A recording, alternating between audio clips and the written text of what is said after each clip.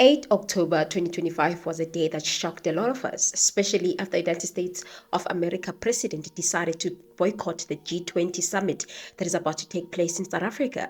And the reasons behind that boycott will shock you. In this video, I wanted us to discuss that boycott. In South Africa. I mean, if you take a look at what's going on in parts of South Africa, look at South Africa, what's going on. Look at South America, what's going on.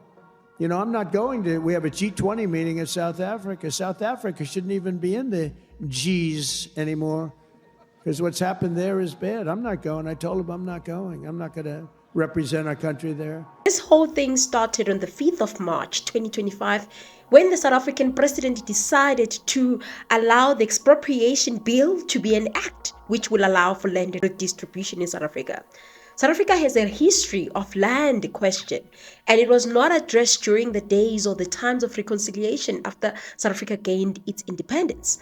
And it became a topic that people kept on talking about in South Africa over and over again. And such a day as the 5th of March changed this entire thing, even though it was met with a lot of criticisms from different political parties in South Africa. But others welcomed the law and said, you know what, now people are going to start having land. However, the minority, on the other hand, represented by an organization called the Afriforum, decided to boycott and say that this act cannot be allowed to be made a law.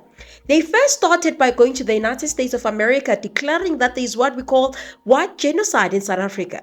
And this was met with a lot of upset criticisms and questions, even though others welcomed that and said, indeed, there was white genocide. It's not deniable that we do have the issue of genocide in South Africa, and people are always losing their lives, but I don't think it's fair to call it white. It is affected, all South Africans are affected by it. There is a lot of crime in South Africa, high levels of crime. Hence we have the ad hoc committee, hence we have the Matlanga Commission, because these places or these committees are trying to show us and expose the corruption that has been happening, especially in the police and the crime, the high rise of crime in South Africa. One amongst many steps that the South African president decided to take was to go and visit the United States of America and clear the air.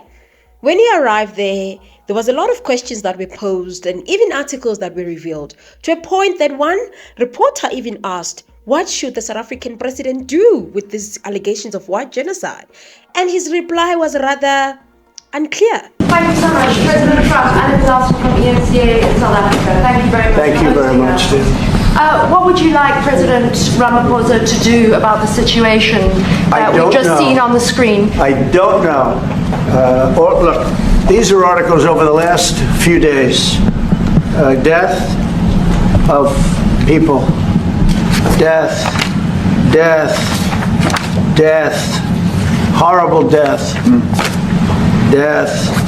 I don't know. But you know that to pick anyone, white South Africans are fleeing because of the violence and racist laws, and this is all. I mean, I'll give these to you. So when you say what would I like to do, I don't know what to do. Just look at this. This reply in and of itself can be criticized, because even one of the reporters, may his soul rest in peace, TD asked, why don't you come to South Africa and witness yourself and see whether these allegations are true?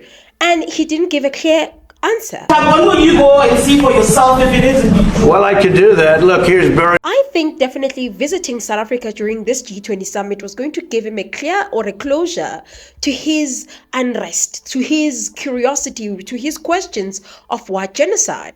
After that meeting, when Afriforum saw that probably it might be losing this battle, they changed the narrative of white genocide. They started saying the genocide happened around the 70s. This is what one of the leaders of Afriforum said about the genocide that took place during the 70s. The family of an innocent civilian, Mr. Jaap van der Merwe, that was murdered by ANC insurgents near the Botswana border in 1978, has now officially given Afriforum a mandate to request the Kampepe Commission to investigate the political interference that prevented Mr. van der Merwe's murderer from being prosecuted. The fact is, the authorities know the name of the murderer. They know that the murderer did not apply for amnesty. But this murderer has close ties with the ANC and he is being protected. Mr. van der Merwe was murdered when he wanted to commit a good deed.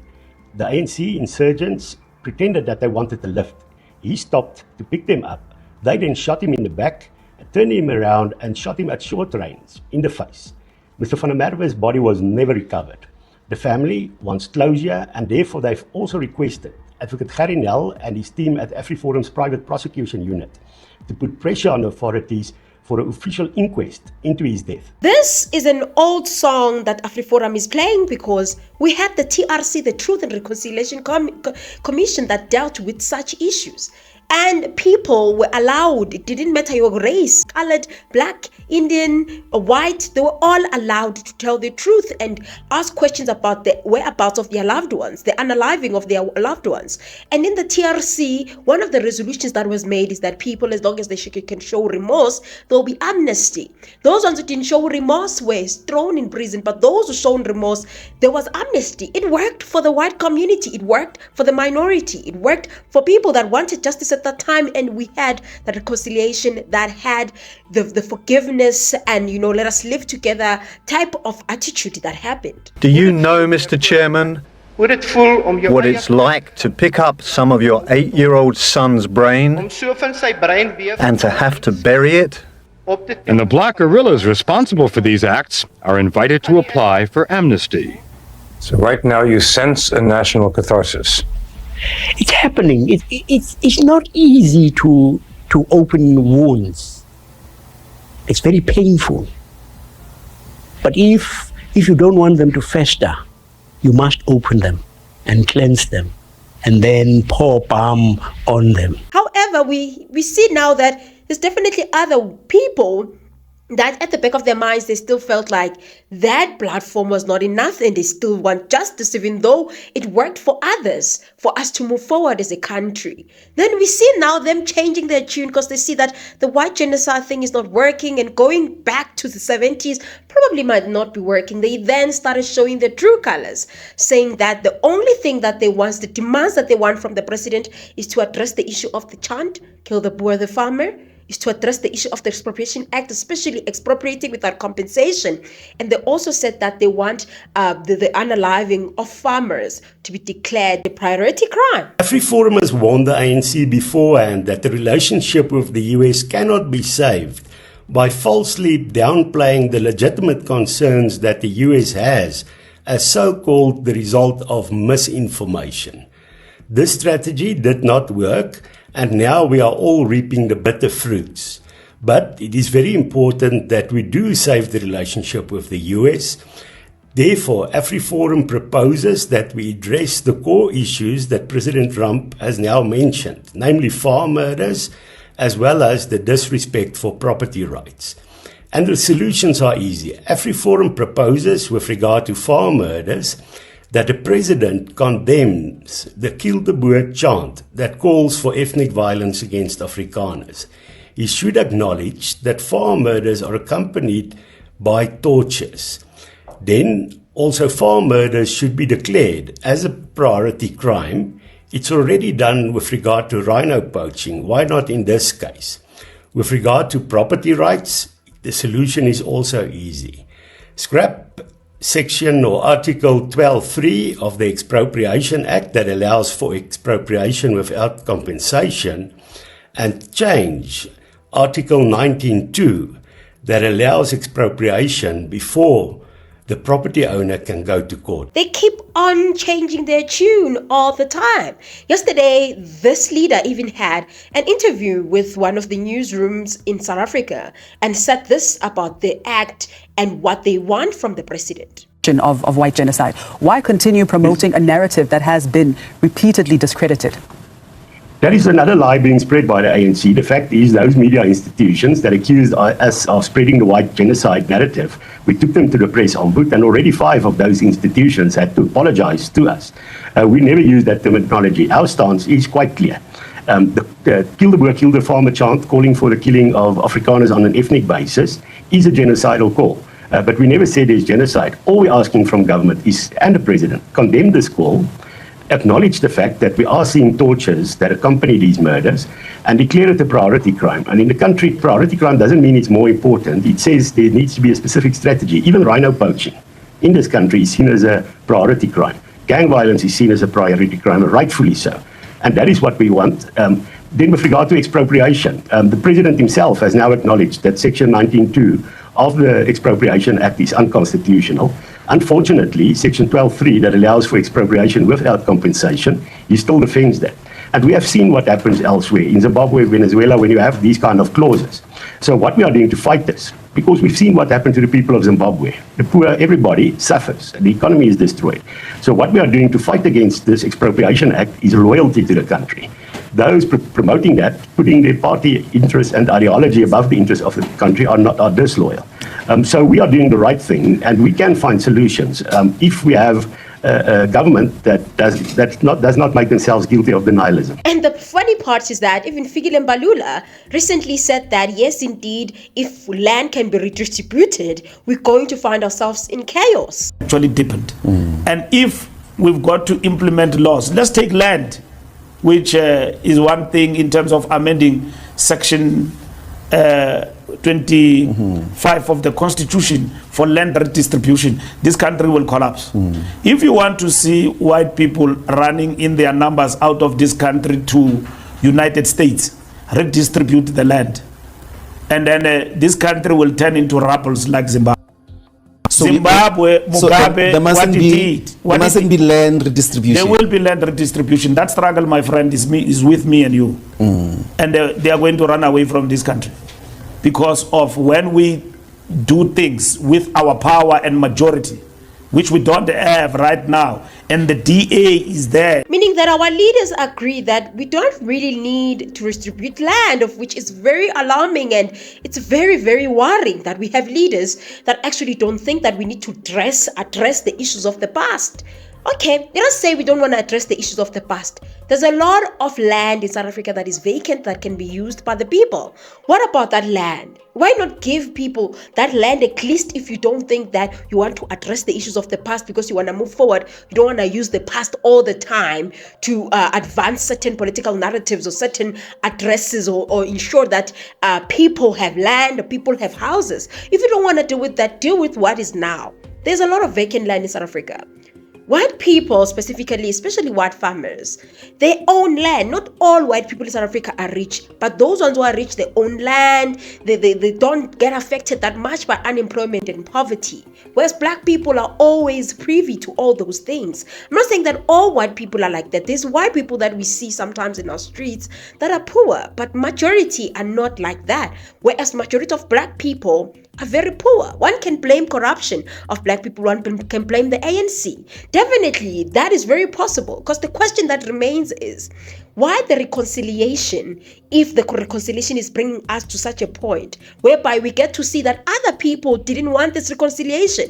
The very people who were part of perpetrators during apartheid era don't want reconciliation. We're not happy about that, hence they also want justice on their side, failing to address the bad things that have been happening to black people. This stance that was taken by Nelson Mandela has put us where we are. We are where we are today, being disrespected, and also United States of America demanding certain things to push a certain narrative in South Africa. Because that's the thing, opening such a can of worm to allow these people like Afriforum to have their way is going to backfire, because they're going to make even more and more demands, which will make the fear that a lot of black people, South Africans, have of apartheid to end up being realized. Because they know that if Afriforum or white people can take charge, people like Elon Musk can do what they want. They can bring Starlink without having to comply with any laws. Starting from the Expropriation Act, tomorrow they will want to scrap the people BEE. So if this president succumb to the demands of Afriforum, it's opening a can of worms. What do you guys think? Do you think that the cause of Afriforum is very valid? Do you think that it makes sense for the president of the United States of America to take such a drastic action and boycott this G20 summit? Obviously, this stance has been met with a lot of criticisms. Others are saying that, cut ties with the United States of America and South Africa. You're part of BRICS. Others are saying that, no, keep the relations. Even former President Thabo Mbeki said we cannot have a bad blood with the United States of America. We always need to keep that fresh relationship. What do you guys think? Do you think we need to continue that, or we need to just cut ties and focus on other countries? Others have even criticized. We even see such headlines and such tweets which show that not everybody is happy about the decision that was taken by President Donald Trump. We reject Donald Trump's assertions and fabrications. We had a whole delegation led by the president, and then he played a movie for us there and about our own situation. Trump's administration have got no regard for our sovereignty. They think that we are a substructure or a sub-country of the United States of America, which we believe that it is very unfortunate on their part. And therefore, our country must go ahead, and the G20 will take place without them. It's unfortunate that they've stirred up things which, in our view as the ANC, borders on imperialism. We are an anti-imperialist organization. We don't believe in the dominance of economic situations of other countries by the superpowers. We believe in fair trade relations between nations and within the context of the multilateral approach. And in this particular regard, everything that Trump and his administration are doing flies against that. We are a constitutional state and a democratic state for that matter. Others have even said that South Africa should be removed from the G20. And I don't know, before we can close up this video, I know I should have done this in the beginning, but let us understand, to those of you who don't understand, what is G20? The G20 Summit, or Group of 20, is an international forum that brings together the world's major economies to address global economic challenges. It consists of 19 countries and the European Union, representing about 85% of the world's total GDP and nearly 2/3 of the global population. The summit aims to find solutions to pressing global economic and financial issues, fostering cooperation amongst both developing and developed nations. So that's what the summit is about. Obviously, our Minister of International Relations has replied and has tweeted and said something around these lines. Claims of a white genocide or its euphemism, Afrikaner prosecutions, are imagined and used for political expediency. That does not support the narrative. From April 2020 to March 2024, 225 people were victims of crime on farms in South Africa, according to the police. Many of the victims, 101, were current or former workers living on farms who are mostly black. 53 of the victims were farmers, mostly white. We continue to fight crime in all its manifestations. We will host a very successful G20. Thank you for your kind attention on this matter. The United States will officially boycott the upcoming G20 summit in South Africa. Is this what the president has now announced, following, of course, his sentiments that actually South Africa should not be part of the Gs at all? Yeah, absolutely, Tapo. I mean, that certainly looks like it is where we now are. Remember that earlier in the year, President Trump made it clear that he personally would boycott the G20 summit to be held in 2 weekends' time at Nasrec in Johannesburg, but that he was going to be sending J.D. Vance, America's vice president, in his place. And President Trump announced that. He articulated that news personally behind the Resolute desk in the Oval Office. Then suddenly, last night, seemingly out of nowhere, President Trump took to his social media feed to say that it is a disgrace, a total disgrace. So I don't know, you guys make your final decisions. Here's the information. You decide whether Donald Trump is justified or not, or whether they're pushing the narrative of Afriforum. What is the President Donald Trump going to gain out of all of this? Could it be that he also supports, if he can support Israel? Could it be that he can support any country that is going to push a certain agenda against black people or black communities? As people say, is he racist? I don't know. Let me hear your thoughts. I'll see you guys on my next upload. Bye.